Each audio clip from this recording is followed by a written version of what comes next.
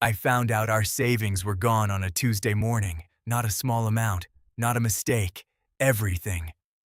I was sitting at the kitchen table with my laptop open, coffee still warm next to me, just checking our account like I always did at the end of the month. And then I saw it. The balance didn't make sense. At first, I thought it was a glitch, so I refreshed the page. Same number. I checked the transaction history, and that's when my stomach dropped. Multiple withdrawals, large ones, over several days, all from the same account. Our account, the one we had been building for years, for our future, for a house, for stability, gone. And when I confronted my wife about it, she looked at me and said something I will never forget. "This is your fault."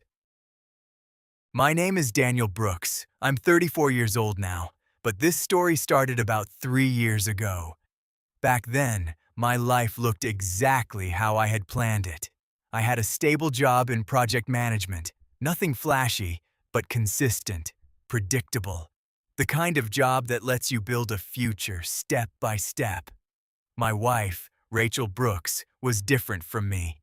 More spontaneous, more emotional, the kind of person who made decisions quickly. At first, I thought that balanced us. I handled the structure. She brought energy into our lives. We had been married for 4 years at that point, and for most of that time, everything felt normal. We talked about buying a house, starting a family, building something long-term.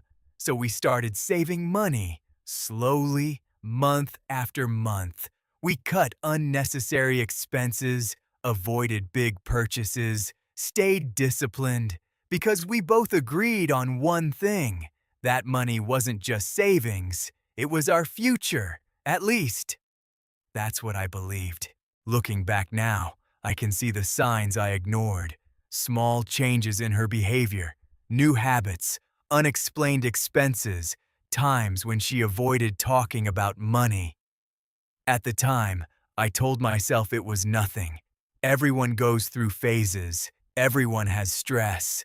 But the truth is, I didn't want to look too closely, because sometimes you already know something is wrong. You just don't want to confirm it. And the day I opened that bank account and saw the balance at zero, that was the moment I couldn't ignore it anymore. The first signs were small, so small that they were easy to dismiss. Rachel started spending more time on her phone. At first, I didn't think anything of it. Everyone does that. But then it became constant. Late at night, early in the morning, even during conversations. If I asked what she was doing, she would just say, "Just scrolling," and change the subject. Then came the purchases. Nothing extreme at the beginning. Clothes, accessories, random online orders. She always had an explanation. It was on sale. I needed it. I'll return it if I don't like it. So I didn't question it, because technically, we could afford it, at least at that point. But then something else changed. She stopped talking about money completely. Before, we used to discuss everything: plans, budgets, future goals. Now, whenever I brought it up, she seemed annoyed. "Why are you always thinking about money?" "It's not a big deal." That sentence started appearing more often. "It's not a big deal." And slowly, I stopped bringing it up because it wasn't worth the tension. Looking back, that was another mistake, because when communication disappears, problems grow in silence. Then, one night, I noticed something strange. She was sitting on the couch, smiling at her phone, not just scrolling, engaged, focused, almost excited. When I walked into the room, she locked the screen immediately. Too quickly. That moment lasted maybe 2 seconds, but it told me everything I needed to know. Something was happening, something she didn't want me to see. Still, I said nothing, because I didn't have proof, and part of me didn't want to start a problem without certainty. So I ignored it, and that silence, is what allowed everything to get worse. A few weeks later, I checked our account for the first time in a while. Not because I suspected something, just routine. That's when I noticed the first withdrawal. It wasn't huge, a few thousand, enough to notice, but not enough to panic. I assumed it was for something we had discussed earlier, maybe a bill, maybe a planned expense I forgot about. So, I asked her casually that night, "Hey, did you take some money out of savings recently?" She didn't hesitate. "Yeah," she said. "I needed it for something." "What for?" I asked. She shrugged. "Just some personal stuff." The answer felt vague, but her tone was confident, like it wasn't something worth questioning. So, again, I let it go. But the withdrawals didn't stop. Over the next few days, more transactions appeared, larger ones, more frequent. At first, I thought it was just delayed processing. Maybe the bank was updating everything at once. But deep down, I knew that wasn't it. The pattern was too clear. Money was leaving the account, fast, and without explanation. That's when I started checking the account every day, sometimes multiple times a day, each time hoping to see something that made sense, each time finding the opposite, until that Tuesday morning, when everything was gone, every dollar we had saved, years of discipline, planning, sacrifice, gone, and at that point, there was only one thing left to do. I had to confront her. When Rachel got home that day, I was already waiting. I was sitting at the kitchen table, laptop open, bank account on the screen.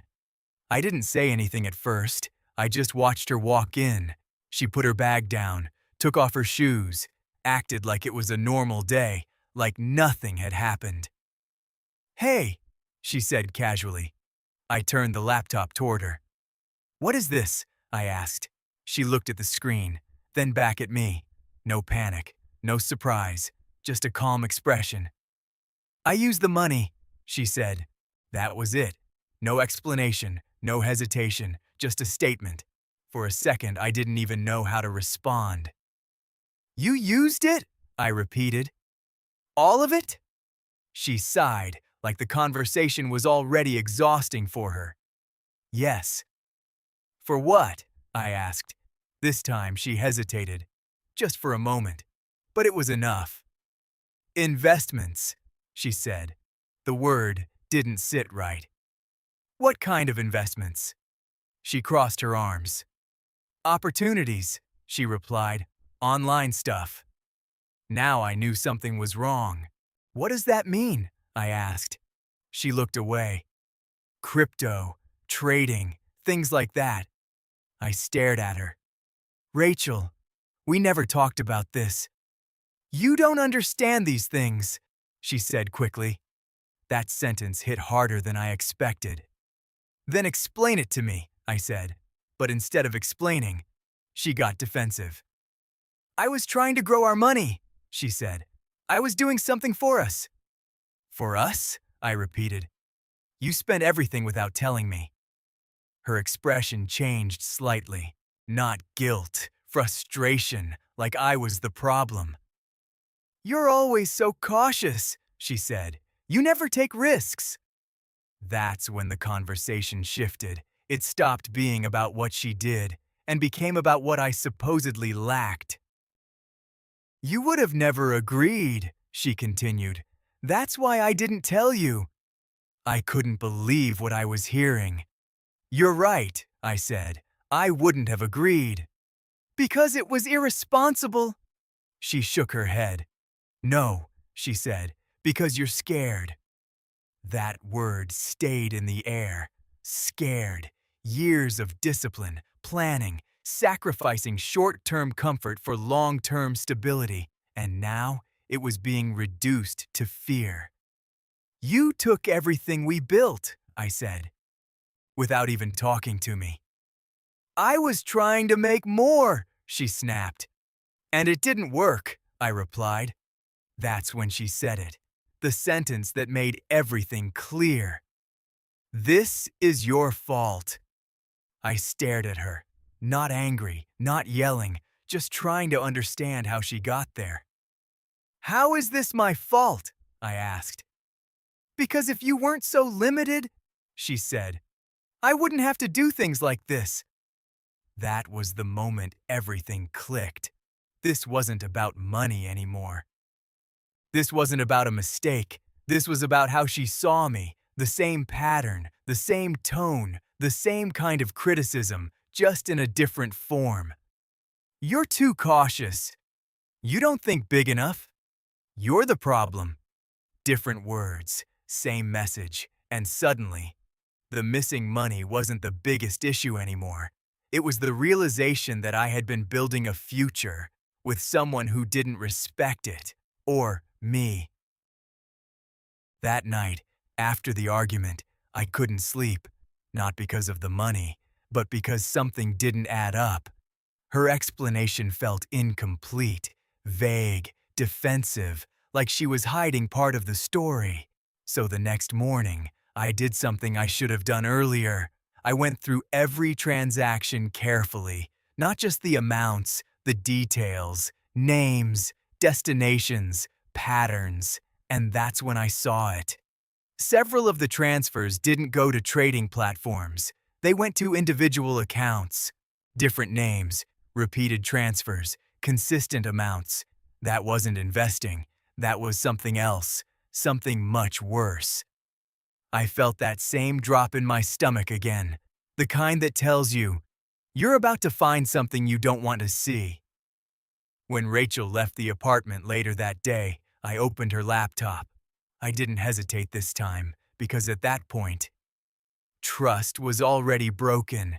Her email was still logged in, and it didn't take long to find what I was looking for. Conversations, dozens of them, with someone I didn't recognize. The messages weren't just about money, they were personal. Too personal. Plans, promises, excitement. And then I saw it. I sent you another transfer today, followed by a reply. You're amazing. I can't wait until we're done with this. Done with this! That line repeated in my head, over and over again. In that moment, everything became clear. This wasn't a mistake. This wasn't bad judgment. This was a decision, repeated, intentional, and hidden. For weeks, maybe months, and I had been completely unaware. When she came home that night, I didn't argue. I didn't ask questions. I didn't give her a chance to explain, because there was nothing left to explain. I already had the truth. I was sitting in the same place as the day before. Laptop closed this time, calm, clear. She looked at me and immediately knew something was different. What? She asked. I stood up slowly. I know, I said. That was enough. Her expression changed instantly. For the first time, she looked nervous, not defensive, not frustrated, nervous. What are you talking about? She asked, but her voice didn't match the words. You know exactly what I'm talking about, I said. I didn't raise my voice. I didn't accuse. I didn't need to, because silence, in that moment, was more powerful than any argument. She tried to explain, fragments of sentences, half-truths, excuses, but I wasn't listening anymore, because once you see the full picture, you can't go back to believing partial versions of it. So I did the only thing that made sense. I walked away, not just from the argument, not just from the apartment, but from everything we had built together. And this time, there was no doubt, no hesitation, no second guessing, just clarity. The day my wife spent all our savings, I thought that was the worst thing she could do. I was wrong. The worst part wasn't losing the money, it was realizing I had trusted the wrong person.